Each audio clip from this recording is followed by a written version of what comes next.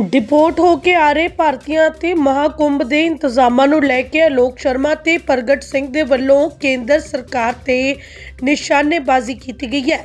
ਦੱਸਦੀ ਹੈ ਜਲੰਧਰ ਦੇ ਵਿੱਚ ਇੱਕ ਅਹਿਮ ਪ੍ਰੈਸ ਕਾਨਫਰੰਸ ਕੀਤੀ ਗਈ ਹੈ, ਜਿਸ ਦੇ ਵਿੱਚ ਦਿੱਲੀ ਰੇਲਵੇ ਸਟੇਸ਼ਨ ਤੇ ਮੱਛੀ ਭਗਦੜ ਅਤੇ ਮਹਾਕੁੰਭ ਦੇ ਇੰਤਜ਼ਾਮਾਂ ਨੂੰ ਲੈ ਕੇ ਆਲ ਇੰਡੀਆ ਕਾਂਗਰਸ ਕਮੇਟੀ ਦੇ ਸੈਕਟਰੀ ਅਤੇ ਪ੍ਰਗਟ ਸਿੰਘ ਦੇ ਵੱਲੋਂ ਪ੍ਰੈਸ ਕਾਨਫਰੰਸ ਕੀਤੀ ਗਈ ਹੈ।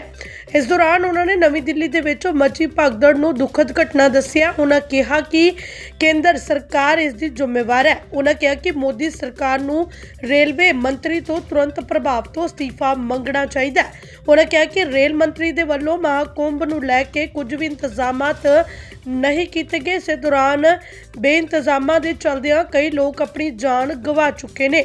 ਉੱਥੇ ਦੂਜੇ ਪਾਸੇ ਮੋਦੀ ਦੇ ਵੱਲੋਂ ਅਮਰੀਕੀ ਦੌਰੇ ਤੋਂ ਬਾਅਦ ਵੀ ਉਹਨਾਂ ਕੇਂਦਰ ਸਰਕਾਰ ਨੂੰ ਘੇਰਿਆ ਅਤੇ ਮੋਦੀ ਦੀ ਟਰੰਪ ਦੇ ਨਾਲ ਹੋਈ ਮੁਲਾਕਾਤ ਦਾ ਕੀ ਫਾਇਦਾ ਹੋਇਆ। ਉਹਨਾਂ ਕਿਹਾ ਕਿ ਟਰੰਪ ਸਰਕਾਰ ਦੇ ਵੱਲੋਂ ਭਾਰਤੀਆਂ ਨੂੰ ਜੋ ਡਿਪੋਰਟ ਕੀਤਾ ਜਾ ਰਿਹਾ ਹੈ, ਉਹ ਵੀ ਲੋਕ ਜਿਹੜੇ ਨੇ ਉਹਨਾਂ ਨੂੰ ਵੀ ਕਾਫੀ ਤਕਲੀਫਾਂ ਦਾ ਸਾਹਮਣਾ ਕਰਨਾ ਪੈ ਰਿਹਾ ਹੈ, ਕਿਉਂਕਿ ਹੱਥਾਂ ਦੇ ਵਿੱਚ ਹਥਕੜੀਆਂ ਲਗਾ ਕੇ ਉਹਨਾਂ ਨੂੰ ਭਾਰਤ ਡਿਪੋਰਟ ਕੀਤਾ ਜਾ ਰਿਹਾ ਹੈ। ਤੇ ਹੋਰ ਵੀ ਇਹਨਾਂ ਮਸਲਿਆਂ ਦੇ ਉੱਤੇ ਬੋਲਦਿਆਂ ਆਲੋਕ ਸ਼ਰਮਾ ਤੇ ਪ੍ਰਗਟ ਸਿੰਘ ਨੇ ਕੀ ਕੁਝ ਕਿਹਾ, ਆਓ ਤੁਹਾਨੂੰ ਸੁਣਾ ਦਿੰਦੇ ਆ। ਦੇਖੋ, ਕੱਲ ਦਾ ਬੜਾ ਸਾਡੇ ਰਵਨੀਤ ਬਿੱਟੂ ਜੀ ਜਿਹੜੇ ਰੇਲਵੇ ਮਿਨਿਸਟਰ ਵੀ ਹੈ MOS, ਕਿ ਪੰਜਾਬ ਦੇ ਵਿੱਚ ਆਮ ਆਦਮੀ ਪਾਰਟੀ ਨੂੰ ਠੀਕ ਹੈ ਕੋਸ ਰਿਹਾ ਕਿ ਹਾਂ ਵੀ ਸਾਡੇ ਕੋਲ ਇੰਪਲੋਇਮੈਂਟ ਨਹੀਂ ਹੈ, ਇਸ ਕਰਕੇ ਬਈ ਜਿਹੜਾ ਗੁਜਰਾਤ ਮਾਡਲ ਹੈ ਉਹਦੇ ਬਾਰੇ ਵੀ ਕਦੀ ਕੁਝ ਕਹਿ ਦਿਓ। ਤੁਸੀਂ ਪਿਛਲੇ 25 ਸਾਲ ਤੋਂ ਗੁਜਰਾਤ ਦੇ ਵਿੱਚ BJP ਦੀ ਸਰਕਾਰ ਹੈ। ਜੇ BJP ਦੀ ਸਰਕਾਰ ਹੁੰਦਿਆਂ ਹੋਇਆਂ ਜਿਹੜਾ ਮਾਡਲ ਤੁਸੀਂ ਸਾਰੇ ਹਿੰਦੁਸਤਾਨ ਦੇ ਵਿੱਚ ਇੰਪਲੀਮੈਂਟ ਕੀਤਾ ਕਿ ਗੁਜਰਾਤ ਮਾਡਲ, ਤੇ ਤੁਸੀਂ ਕਮ ਸੇ ਕਮ ਗੁਜਰਾਤ ਬਾਰੇ ਤੇ BJP ਬਾਰੇ ਵੀ ਕੁਝ ਕਹਿ ਦਿਓ ਕਿ ਉੱਥੇ ਤਾਂ ਅਨਇੰਪਲੋਇਮੈਂਟ ਨਹੀਂ ਹੋਣੀ ਚਾਹੀਦੀ।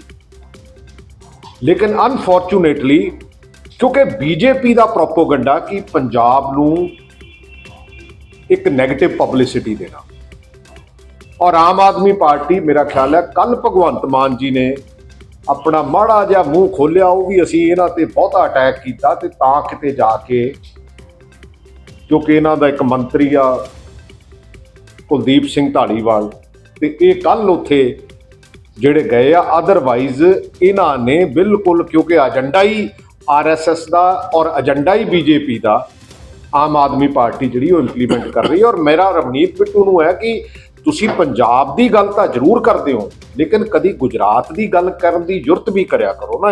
इंटरनल डेमोक्रेसी किते ना किते तो उन्होंने मेंटेन करो। देखिए, मुझे लगता है कि मैंने पूरा सेंटेंस जो कहा आपने शायद सुना नहीं। मैंने कहा वहाँ चश्मदीदों की जो बातें आ रही हैं उसके आधार पर, और ये शक असलियत में इसलिए बदलता है कि 30 लोगों की लिस्ट जो AI की बात करने वाले और ड्रोन्स की बात करने वाले मोदी जी हैं, वो आज तक 30 लोगों की लिस्ट नहीं ला पाए। और जिस तरह से ट्रकों में सामान और तमाम चीज़ें मृतकों की और लापताओं की वहाँ से लादी गई हैं, उससे सीधा लगता है वहाँ पर आप जाके अनऑफिशियली बात करें, आज मीडिया के तमाम लोगों को क्यों रोका गया। ये पुख्ता होती है बात, 30 लोगों की लिस्ट अगर वो जारी कर देती BJP तो मुझे लगता है कि इस सवाल नहीं आता। मैंने पूरा वाक्य कहा कि चश्मदीदों की और तमाम लोगों की वहाँ पर जो बातचीत है उसके आधार पर ये आंकड़ा सामने है। अगर मेरा आंकड़ा गलत है तो सही आंकड़ा BJP प्रस्तुत करे। पहली चीज़ मैंने कहा, जिस भी हालात में गए, वो बेरोजगारी में गए, तंग होके गए या शौक से गए, मैंने तो ये कहा। बहुत लोगों को विदेश जाने का ये रहता है कि भाई मुझे विदेश जाना है, और वो किसी भी राज्य का हो, मैं तो उस पर बांट नहीं रहा। पहली चीज़। दूसरी चीज़, आपने पंडित नेहरू जी के बारे में कहा कि वो भी गए थे तो मौतें हुई थी। ये BJP का बहुत गंदा प्रोपेगेंडा है, मशीनरी। पंडित नेहरू, एक मिनट सुनिए ना, ये अखबार सुनिए ना, ये अखबार की कटिंगें उनकी व्हाट्सएप यूनिवर्सिटियों बहुत तैयार होती हैं सुबह शाम तक। पंडित जवाहरलाल नेहरू किस डेट को गए थे वहां, आप बता दीजिए मुझे। आपने तो पढ़ा है पूरा। अरे भाई, रिकॉर्ड नहीं है ना, ये व्हाट्सएप यूनिवर्सिटी है। पंडित जवाहरलाल नेहरू 2 तारीख को गए और वो जो भगदड़ हुई वो 3 तारीख को हुई। पंडित जवाहरलाल नेहरू तो वापस आ गए थे, और वो हाँ, मैं कह रहा हूँ सब मैं वही कह रहा हूँ एक दिन पहले पंडित नेहरू गए भगदड़ अगले दिन हुई, और भगदड़ होने का कारण यह था कि किसी ने कहा कि नागा साधुओं ने लोगों के साथ कोई दिक्कत की। नागा साधुओं का उस दिन वहां पर स्नान था। नागा साधुओं को कहा कि नहीं, जल्दी पब्लिक के लिए खोल दिया गया है। इस अफवाह की वजह से वहां पर कुछ भगदड़ हुई। पंडित जवाहरलाल नेहरू उसके कारण नहीं थे। मैं फिर बताऊं, मैं फिर कह रहा हूं, मैं फिर कहूंगा साहब, आज आपके पास रिकॉर्ड है 800 कुछ लोग मरे, मेरे पास नहीं है रिकॉर्ड। लोग कम मरे थे, वो भी दुखद था उस दिन भी। आज हुआ है वो भी दुखद है। लेकिन सरकार ने, एक मिनट सर, सरकार ने आंकड़े कभी छुपाने का प्रयास नहीं किया। अगर किया हो तो मुझे बता दीजिए। और अगर पंडित जवाहरलाल नेहरू जी के समय पर ऐसा हुआ तो मोदी जी को लाइसेंस मिल जाता है कि अब भी हो जाएगा। दुर्घटना एक्सीडेंट कभी हो सकता, ये धर्म का काम है, इसके लिए आपको थोड़ा कोऑपरेट करना चाहिए, बजाय आपको क्रिटिसाइज करने के। ये सनातन धर्म का काम है, इसमें हुआ तो कोई जो दुर्घटना घटी है उसके लिए सभी को दुख है, सभी को उसमें हेल्प में, बजाय आपको उसमें थोड़ा इसको अच्छे ढंग से जो आपको ऐसे बताने चाहिए कि सरकार को क्या करना चाहिए था जिससे ऐसी दुर्घटना ना हो। अभी 4 महीने पहले लगभग 350 के करीब लोग मरे थे, 137 लोग डिक्लेयर हुए थे। उत्तर प्रदेश के अंदर ही बाबा के प्रोग्राम में भगदड़ मची थी। हमने खूब आवाज उठाई मीडिया के माध्यम से, एक आदमी अरेस्ट नहीं हुआ उसमें। अभी 4-5 महीने पहले हाथरस में हुआ था। क्या सरकार को नहीं सीखना चाहिए? किसान आंदोलन हो तो आप राजनीति कर रहे हैं, किसानों को भड़का रहे हैं। चाइना घुस के बैठ जाए तो पत्रकार हमसे ही सवाल पूछते हैं, आप तो देश के बॉर्डर पर सवाल कर रहे हो। आज अगर सनातन के नाम पर यह कहा गया कि हजारों करोड़ रुपया टैक्स पेयर्स का खर्च हो रहा है, तो जान माल की जिम्मेदारी पाकिस्तान की तो है नहीं। विपक्ष सवाल भी नहीं पूछेगा क्या? एक मिनट, हजारों करोड़, 700 करोड़ से ज्यादा का खर्चा है। नहीं कह रहा खर्च होना चाहिए कि नहीं होना चाहिए, मैं कह रहा हूं बिल्कुल। एक मिनट सर, यार आप ये लोग सवाल तो 1 बाय 1 पूछ रहे हैं, मैं उत्तर दे रहा हूं ना, मैं उत्तर दे रहा हूं ना। वो मुझे फंसाना चाह रहे हैं, आप बचाना चाह रहे हैं। रुकिए जरा। अरे महाराज, वो चाह रहे हैं मैं सनातन के खिलाफ कुछ बोलूं, आप बोलने नहीं दे रहे मुझे। अच्छा सर, दिल्ली में एक मिनट प्रभु, हमने कभी नहीं कहा खर्च नहीं होना चाहिए, लेकिन अगर टैक्स पेयर्स का खर्चा हो रहा है तो जान माल की जिम्मेवारी सरकार। मेरा सीधा सीधा ये कहना है। एक मिनट सुनिए ना सर, आप बीजेपी वालों से कहिए कि साहब एक लिस्ट बना के दे दो कि भाई विपक्ष इन पे तो सवाल पूछेगा और बाकी किसी पे सवाल नहीं पूछेगा। हम एग्री हो जाएंगे आपकी बात से। सर दिल्ली में जो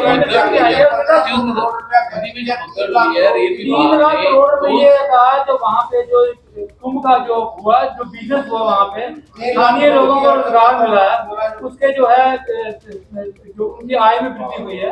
अगर 10,000 करोड़ लगा के, जैसे आपका जो आप कह रहे हैं 7,000 करोड़ लगा के, 1500 करोड़ लगा, उन्होंने बोला 3 लाख करोड़। मैं कह रहा हूं कि मैं 1500, 700, 1000 रुपए की बात ही नहीं कर रहा, मैं व्यापार की बात ही नहीं कर रहा। मैं तो कह रहा हूं जान माल की जिम्मेदारी किसकी, आप ही बता दीजिए दोनों में। सर दिल्ली में किसकी है?